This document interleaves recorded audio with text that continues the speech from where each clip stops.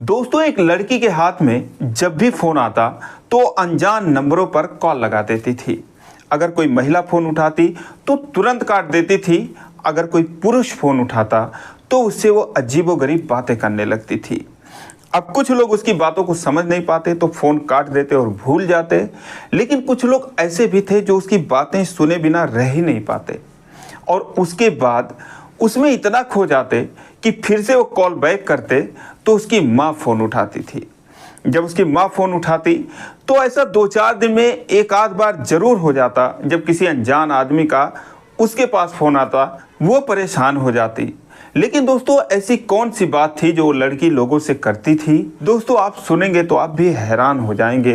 दोस्तों, एक बहुत ही दर्द भरी कहानी आई है, जानते हैं पूरी कहानी इस वीडियो में। लेकिन वीडियो में आगे बढ़ने से पहले बस वही रिक्वेस्ट कि आप वीडियो को लाइक कर दीजिए, चैनल को भी सब्सक्राइब कर लीजिए ताकि मेरा हौसला बढ़ता रहे।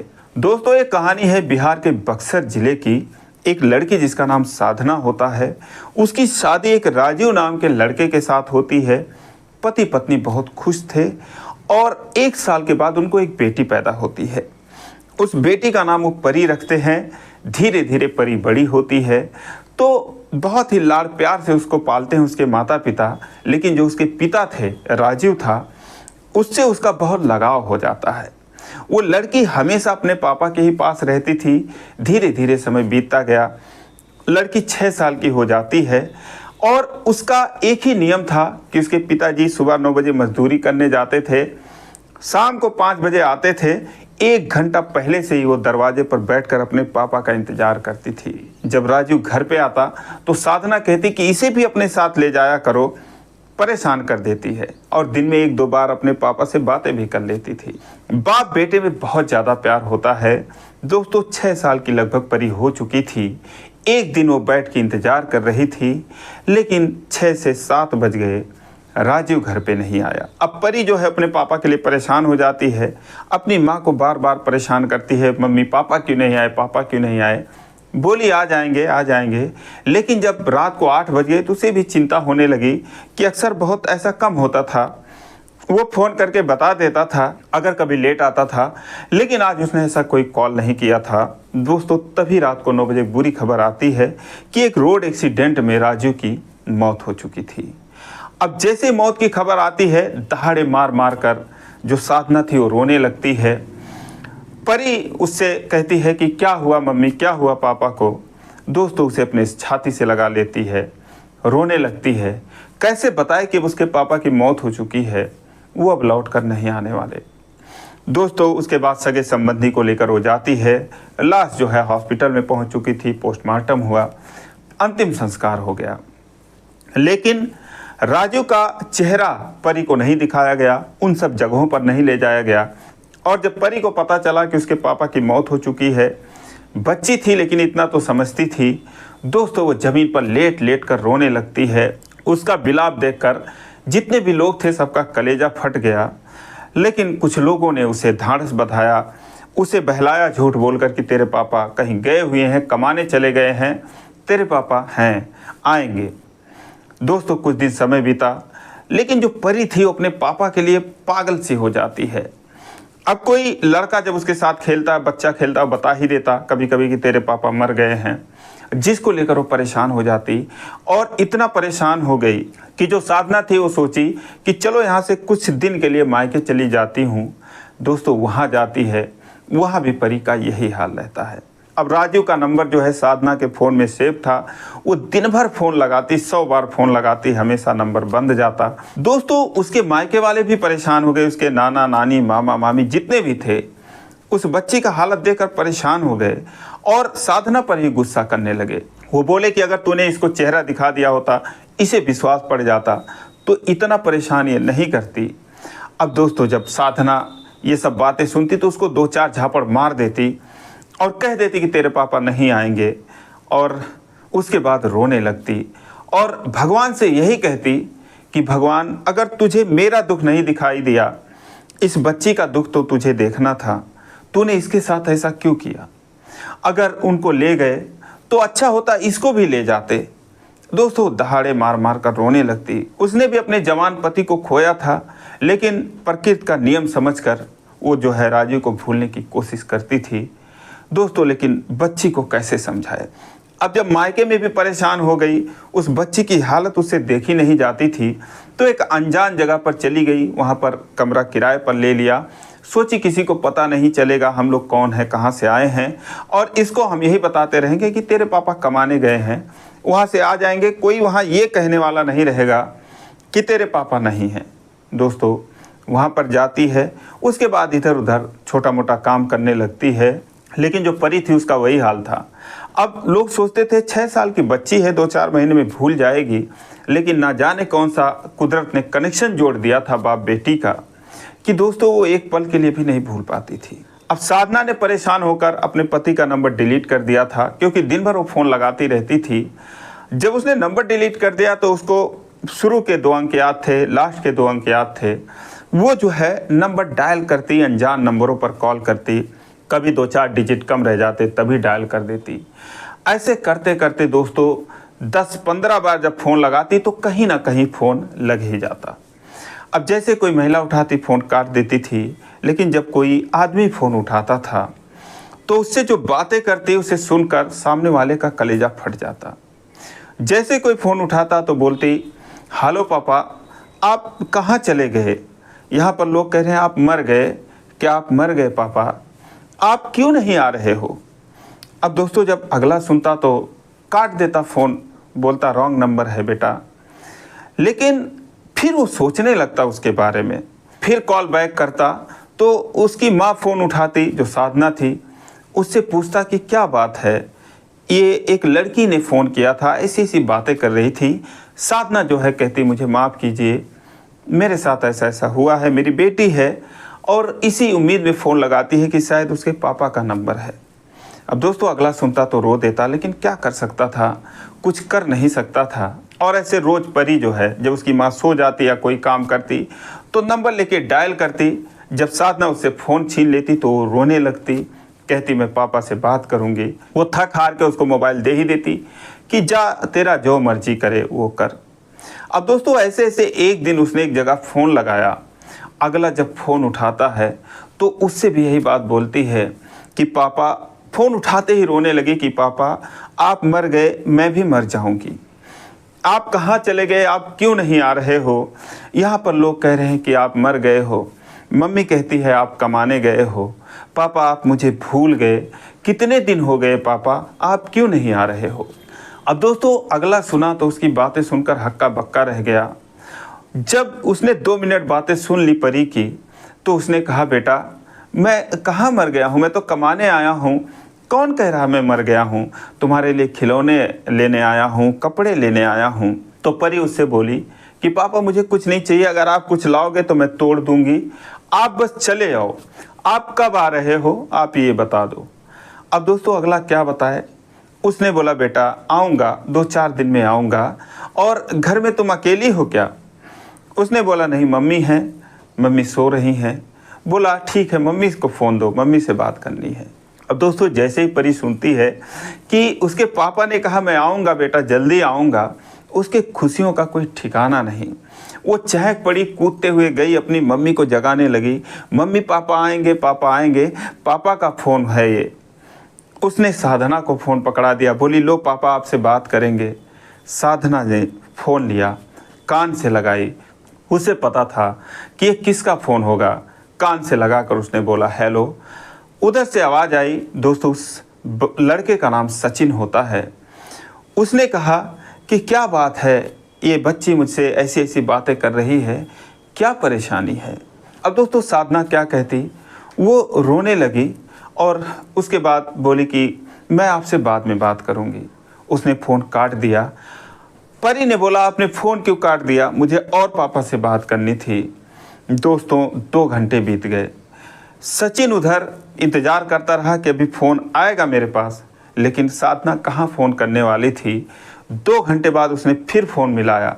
साधना फ़ोन उठाती है तो बोलता है कि माफ़ कीजिए मैंने आपको फ़ोन लगा दिया, आपका फ़ोन नहीं आया इसीलिए मैंने लगाया। क्या बात है, आखिर आपने कुछ बताया नहीं। जब से मैं उस बच्ची से बात किया हूँ मैं उसे भूल नहीं पा रहा हूँ, क्या परेशानी है आप मुझे बता दीजिए, प्लीज़ आप मुझे बता दीजिए। साधना रोने लगती है, उसके बाद उसे सारी कहानी बताती है कहती है ऐसी ऐसी बात है। अब दोस्तों सचिन रोने लगा, उसकी आंखें भर आईं। फिर उसने कहा कि अगर आप बुरा ना माने तो क्या मैं परी से उसका पापा बनकर बात कर सकता हूँ। तो साधना ने कहा कब तक बात करेंगे आप, और जैसे ही आप बात करेंगे वो परेशान कर देगी आपको। उसे यकीन हो गया है कि उसके पापा जिंदा हैं, वो आएंगे। आपने ऐसा क्यों कहा उससे कि मैं आऊँगा। उसने कहा मैं क्या करता, वो बात ही ऐसे कर रही थी, तो आप बुरा ना मानो, मैं उससे बात करता रहूँगा। साधना बोली कब तक आप बात करेंगे। सचिन ने बोला जब तक ज़रूरत होगी तब तक बात करूँगा। दोस्तों वो फिर कहता है कि मुझसे परी से बात करनी है, मैं उसे भूल नहीं पा रहा हूँ, आप उसको एक बार और फ़ोन दे दीजिए। दोस्तों जैसे ही वो उसको फ़ोन देती है, कहती है ले तेरे पापा का फ़ोन है। वो जैसे ही फ़ोन उठाती है, उसके खुशियों का कोई ठिकाना नहीं। 1 घंटे बात करती है। 1 घंटे में न जाने कितनी बार उसने कहा पापा आप कब आओगे, पापा लोग झूठ बोल रहे हैं, आप मर गए। 1 घंटे में न जाने कितनी बार सचिन ने रोया, उसकी आंखों से आंसू निकले। और उसके बाद फिर जब अगले दिन साधना से बात हुई तो बोला कि मैं भूल नहीं पा रहा हूँ, और क्या मैं उसका पापा बनकर उससे मुलाकात कर सकता हूँ। तो साधना बोली कैसे आप मुलाकात कर सकते हो, आप क्यों इतना परेशान हो रहे हो। वो क्या पहचानेगी नहीं, 6 साल की है, अपने पापा को अच्छी तरीके से पहचानती है। तो वो बोला ठीक है, उनका कोई फ़ोटो हो तो मेरे पास भेज दीजिए। साधना कहती है कि फ़ोटो तो उनके पुराने मोबाइल में था, मोबाइल भी एक्सीडेंट के साथ टूट फूट गया था। वो फ़ोन मैंने रख रखा है, बंद कर रखा है, इसको मैंने कभी दिखाया नहीं, मैं आपको कैसे फ़ोटो भेजूं, और मेरा तो छोटा मोबाइल है, मेरे पास कुछ है नहीं। तो सचिन ने बोला आप बुरा ना माने तो आप एक दुकान पे जाएं, वहाँ पर आप एक नया मोबाइल ले लें, आप उससे बात करवा देना, मैं उसको पैसे दे दूँगा यहाँ से। अब काफ़ी रिक्वेस्ट किया तो साधना मान भी गई। वो गई एक दुकान पे, नया मोबाइल दिलवाया, उसके बाद जो फ़ोटो थे नए मोबाइल में ट्रांसफ़र हुआ, और उसके बाद उसने कहा भेज दो मेरे पास। अब दोस्तों उसने चुपके से जब फ़ोटो सचिन के पास भेजा तो सचिन और राजू में ज़मीन आसमान का अंतर था। सचिन की उम्र 25 साल की थी, राजू 30-32 साल का था, सांवला था, और सचिन अच्छा खासा हैंडसम सा युवक था, लड़का था। सचिन ने दाढ़ी वगैरह भी रख रखी थी। तो सचिन ने साधना से कहा कि अगर मैं परी से मिलूँगा तो उसे मैं समझा सकता हूँ कि जो है मैं ही उसका पापा हूँ। तो साधना ने कहा ये सब कैसे होगा, जब भगवान ने हमारा बिगाड़ दिया है तो आप कितनी मदद करेंगे हमारी। दोस्तों वो कहता है नहीं, मैं परी के लिए कुछ भी कर सकता हूँ। अब दोस्तों उसने दाढ़ी अपनी बढ़ानी शुरू कर दी। 1-2 महीने तक परी से बात करके बस कहता रहा बेटा आऊँगा आऊँगा आऊँगा। फाइनली वो जो है मुंबई से बिहार आता है। दोस्तों सचिन का परिवार मुंबई में रहता था। उसका जो मूल निवास था उत्तर प्रदेश के अयोध्या ज़िले का वो रहने वाला था। वो उसके पिता का वहाँ पे कारोबार होता है, अच्छा खासा फर्नीचर का, पेंट का, उनका सब कुछ काम था। तो एक अच्छी फैमिली थी उनकी। तो सचिन ने बोला कि मैं आऊँगा और रात को आके पहुँचूँगा, 10 बजे उससे मुलाकात करूँगा और रात भर में उसे मैं समझा सकता हूँ कि मैं ही उसका पापा हूँ। कहती है जैसी तुम्हारी इच्छा। दोस्तों पिछले साल फरवरी का महीना था। सचिन जो है मुंबई से बिहार के लिए आता है और रात को 10 बजे जहाँ पर कमरा लेकर रहती थी साधना, उस कमरे पर जाता है बहुत सारा सामान लेकर। और जैसे ही सामने जाता है, परी को पता था उसके पापा आ रहे हैं, साधना ने बता रखा था। जैसे ही वो जाता है दोस्तों, परी उससे एक चुंबक की तरह चिपक जाती है और सचिन ने भी उसको इस तरीके से जकड़ लिया कि जैसे वाकई में एक बाप और बेटी का ही मिलन हो रहा था। कुछ देर बाद उसे निहारने लगी। जैसे उसने चेहरा देखा, हैरान हो गई, बोली पापा आप कैसे हो गए, आप कैसे बदल गए, आप तो जैसे दूसरे पापा हो गए। सचिन ने बोला बेटा मैं जहाँ पे गया था वहाँ पे लोग गोरे हो जाते हैं और मेरे जैसे हो जाते हैं, इसीलिए तो मैं इतने दिन तक आ नहीं रहा था। साधना जो है कोने में जाकर चुप कर रो रही थी, ये सब नज़ारा देख रही थी, क्योंकि वो जान रही थी कि झूठ की दुनिया में बेटी को कब तक वो लोग समझाएंगे।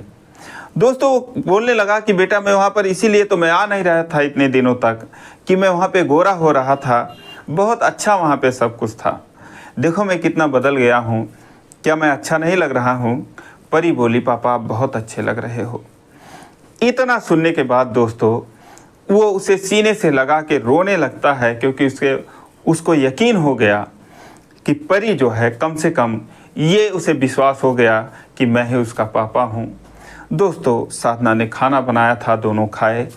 परी जो है सचिन को पकड़ के बिस्तर पे सो गई, साधना अलग अपने बिस्तर पर सो गई। सुबह हुई, फिर परी जो है निहारने लगी और कहने लगी, पापा आप वाकई में बहुत अच्छे लग रहे हो। दोस्तों उसके बाद बहुत सारे खिलौने लाया था, खाने की चीज़ें लाया था कि परी उसमें बिजी रहेगी तो ज़्यादा तहकीकात नहीं करेगी। अब दोस्तों ऐसे ऐसे दिन बीतते गए, 4-6 दिन और बीत गए। परी इतनी खुश हो गई, उसे पक्का यकीन हो गया यही इसके पापा हैं। हमेशा उसके साथ चिपकी रहती थी। और इधर जो साधना थी, वो जो है जितना प्यार इन दोनों में पनपता गया, उसे उतनी ही परेशानी होती गई। वो अपने मायके वालों को फ़ोन कर दी, अपने ससुराल में जहाँ उसका घर था राजू का, उसके घर में जो सास ससुर थे और लोग थे, उन लोगों को फ़ोन करके बताई कि ऐसे ऐसे बात है। अब परी खुश रहती है, लेकिन एक आदमी है, एक लड़का है जो इस तरीके से मुंबई से चलकर परी के लिए यहाँ पर आया हुआ है। अब वो लोग सोचे कौन सा फरिश्ता है इस तरीके से। दोस्तों वो लोग भी आए, उससे मुलाकात किए और सब लोगों को परी यही कूद कूद के बताती कि मेरे पापा हैं, मेरे पापा हैं। और आप लोग कह रहे थे, नानी कह रही थी कि पापा मर गए। कहाँ पापा मर गए, देखो मेरे पापा कितने अच्छे हो गए हैं अब दोस्तों सबके दिलों में राजू के जाने का मलाल इतना हो जाता कि सारे लोग रोने लगते। फिलहाल जब 15 दिन बीत गया, अब उसे मुंबई भी जाना था। उसने साधना से कहा कि मुझे जाना पड़ेगा और परी से बोला कि बेटा मुंबई मैं फिर जाऊं कमाने। दोस्तों उससे चिपक गई, बोली नहीं पापा अब आप नहीं जाना है आपको, नहीं तो आप फिर से मर जाओगे। दोस्तों उससे चिपक गए, उस दिन 1 सेकंड के लिए भी उसने नहीं छोड़ा। साधना से बोला रात को क्या होगा। साधना ने कहा मैं क्या बताऊं। तो उसने बोला क्या मैं परी को ले जा सकता हूं मुंबई अपने साथ। साधना ने कहा कि मैं तो यही चाहती हूँ कि मेरी बेटी खुश रहे, जहाँ भी रहे।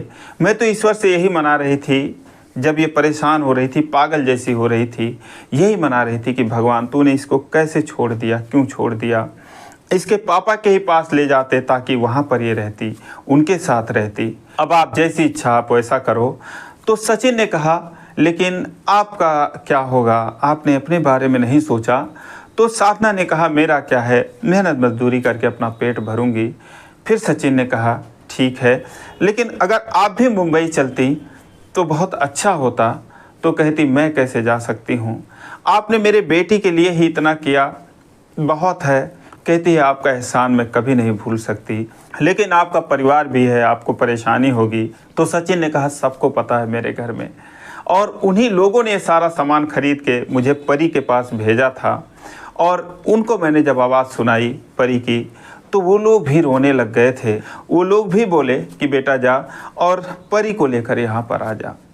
दोस्तों उसके बाद वो रोने लगती है, कहती है ठीक है मैं उस परिवार से कभी मौका मिलेगा तो मिलूँगी, फ़िलहाल अभी मैं नहीं जा सकती। दोस्तों सचिन उसको लेकर मुंबई जाता है। उसको देखने के बाद पूरा परिवार खुश हो जाता है। उस परिवार में भी एकदम वो खुश रहती है, क्योंकि जैसे वो सिर्फ अपने पिता को ही पहचान रही थी और किसी को पहचान ही नहीं रही थी, और किसी से उसे कोई मतलब नहीं था कि मेरे दादा ये नहीं है, मेरी दादी ये नहीं है। सबको दादा दादी कहने लगी। लेकिन दोस्तों कुछ दिन बाद परी जो है वो अपने पापा से, या यूँ कहें कि सचिन से रोने लगी कि मम्मी को भी बुला लो। अब वो जो है साधना से लगातार बातें उसकी होती रहती थी, पूरे घर वालों की होती रहती थी, क्योंकि साधना भी वाकई में एक अच्छी औरत थी। वो जो है साधना को फिर कहता है कि परी आपको याद कर रही है, आप मुंबई चले आएँ तो अच्छा होगा। दोस्तों उसके बाद साधना भी, उसका भी मन नहीं लग रहा था परी के बिना, वो भी मुंबई जाती है। और उसके बाद ये पूरा परिवार एक साथ रह रहा है। दोस्तों साधना भी काम कर रही है। धीरे धीरे सचिन जो है उसका दिल जीतने की कोशिश कर रहा है, क्योंकि वो साधना को पसंद करता है। दोस्तों हम ईश्वर से यही प्रार्थना करेंगे कि साधना और सचिन की शादी हो। आपकी क्या राय है कमेंट करके ज़रूर बताएं। तो दोस्तों ये रही कहानी, आपको कैसी लगी। अगर अच्छी लगी हो तो वीडियो को लाइक नहीं किया है तो लाइक कर दीजिए, चैनल को सब्सक्राइब कर लीजिए। फिर मिलेंगे अगले वीडियो में, तब तक के लिए जय हिंद।